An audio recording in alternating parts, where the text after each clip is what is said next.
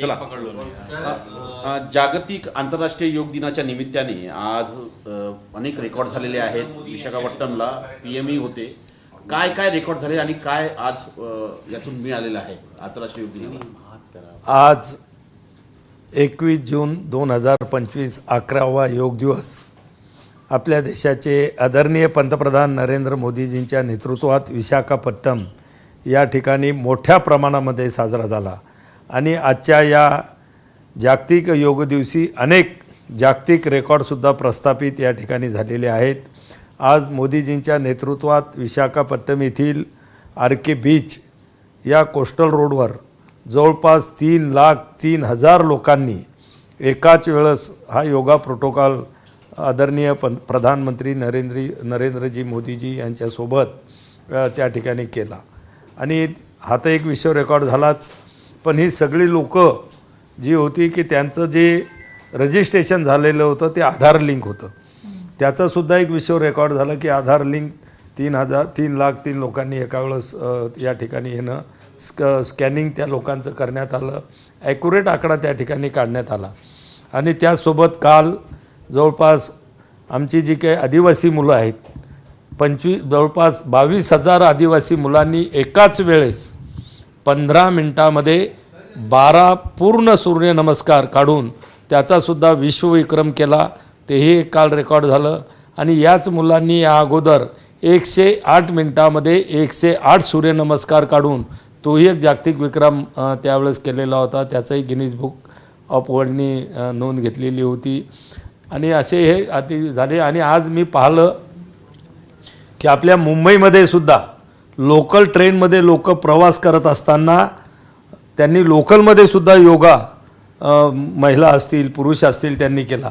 आणि आमच्या महाराष्ट्रामध्ये अनेक शेतकऱ्यांनी सुद्धा शेतामध्ये योग त्या ठिकाणी केलेला आहे. शाळेमध्ये झाला, हॉस्पिटलमध्ये झाला, ग्रामपंचायतमध्ये योग झाला. आणि करोडो लोकांनी, आता खरं म्हणजे आपण त्या नोंदणी ज्या केल्या होत्या योग संगम पोर्टलवर, आजचा जो आकडा आलेला आहे 13 लाख संस्थांनी त्याच्यावर आज आम्ही योग करू म्हणून नोंदणी केलेली होती. एवढं योगाचं स्थान आज लोकांच्या मनामध्ये निर्माण झालेलं आहे.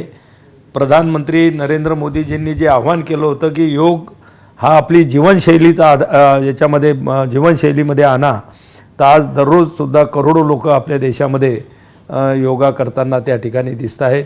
आणि म्हणून खऱ्या अर्थानं आपला जो प्राचीन आपल्या ऋषीमुनीपासून आलेली आपला योग आज भारतातच नव्हे तर जगातल्या 180पेक्षा जास्त देशामध्ये आज हा योग दिवस त्या ठिकाणी साजरा होत आहे. सर, खूप यशस्वी आयोजन झालं होतं, तर त्याबद्दल पंतप्रधानांनी काय तुमच्याशी बोलण्यात आलं का नंतर, किंवा आणि एकंदरीत या सगळ्या कौतुक केलं ऑन स्टेजवरून की हा जागतिक लेवलचा एवढा चांगला कार्यक्रम झाला, तर काय सांगा तुमच्या मंत्रालयात? खरं म्हणजे ज्यावेळेस हा कार्यक्रम संपला आणि आम्ही त्यांना रिसीव करण्यासाठी गेलो, अगदी मोदीजींनी हातात हात घेऊन बहुत ही बढ़िया कार्यक्रम रहा, बहुत ही अच्छा काम हुआ अशा प्रकारचे उद्गारसुद्धा त्यांनी त्या ठिकाणी काढले. आणि खऱ्या अर्थानं गेल्या 4 महिन्यापासून आमचं आयुष मंत्रालय, सगळे आमचे अधिकारी कर्मचारी, सर्व मंडळी जी काय आम्ही परिश्रम घेत होतो हे यशस्वी करण्यासाठी आणि भव्य दिव्य हा 11वा योग दिवस साजरा करण्यासाठी, त्याचं मला वाटते खऱ्या अर्थानं फलित झालं. एक वेगळा प्रश्न आहे. अमित शहानी म्हटलंय की खरी शिवसेना म्हणजे एकनाथ शिंदेची शिवसेना. हे बघा, आम्ही पहिल्यापासून ते सांगतो आणि लोकांनासुद्धा ते पटलेलं आहे. शिवसेना म्हणजे काय, तर शिवसेना म्हणजे बाळासाहेबांचे ज्वलंत हिंदुत्ववादी विचार. शिवसेना हे 4 अक्षराचं नाव बाळासाहेबांनी ठेवलेलं आहे. आणि खऱ्या अर्थानं शिवसेनेची जी निशाणी आहे धनुष्यबाण, तीसुद्धा बाळासाहेबांनीच निवडलेली निशाणी आहे. आणि हे सगळं बाळासाहेबांचे ज्वलंत हिंदुत्ववादी विचार, शिवसेना ही 4 अक्षरं आणि धनुष्यबाण ही निशाणी माननीय आमचे मुख्य नेते एकनाथराव शिंदेसाहेब यांच्या शिवसेनेकडे ती आहेत. आणि म्हणून खरी जी शिवसेना आहे ती एकनाथराव शिंदेसाहेबांच्या नेतृत्वातली शिवसेना खरी आहे.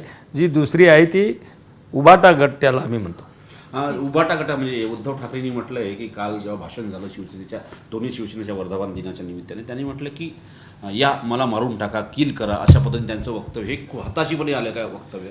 हे बघा, तुम्ही त्यांचे रोजचे वक्तव्य जर पाहत असाल तर अगदी हताश अशी वक्तव्य आहेत.